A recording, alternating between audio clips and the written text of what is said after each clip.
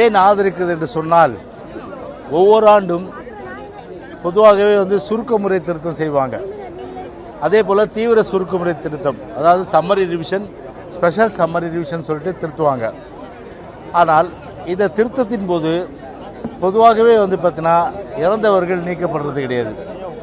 குடிபெயர்ந்தவர்கள் எங்கே அவங்க விலாசமே தெரியாது, எங்கே இருக்காங்க கூட தெரியாது, அவங்க ஓட்டு அப்படியே இருக்கும். அதுபோல் ஏ தொகுதியில் ஒன்று வச்சுருப்பாங்க, பி தொகுதியில் ஒரு ஓட்டு வச்சுருப்பாங்க, அதை நீக்கிறது கிடையாது. இது பல முறை அனைத்து இந்திய அண்ணா திராவிட முன்னேற்ற கழகத்தின் சார்பில் தேர்தல் ஆணையத்திட்ட வலியுறுத்தியும் கூட கடந்த ஒரு 15 ஆண்டுகளாக இறந்தவர்கள் அப்படியே அந்த பட்டியலில் இருக்குது.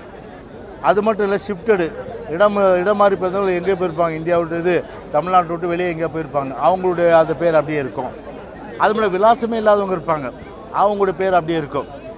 இதுக்கு ஒரு முடிவு கட்டின அடிப்படையில் பல முறை கழகத்தின் சார்பில் தலைமைகள் நிர்வாகிகள் நாங்கள் தேர்தல் ஆணையத்திட போய் ரெப்ரசன்ட் பண்ணாலும் கூட தேர்தல் ஆணையத்தை பொறுத்தவரை அதில் கவனம் செலுத்துறதில்லை.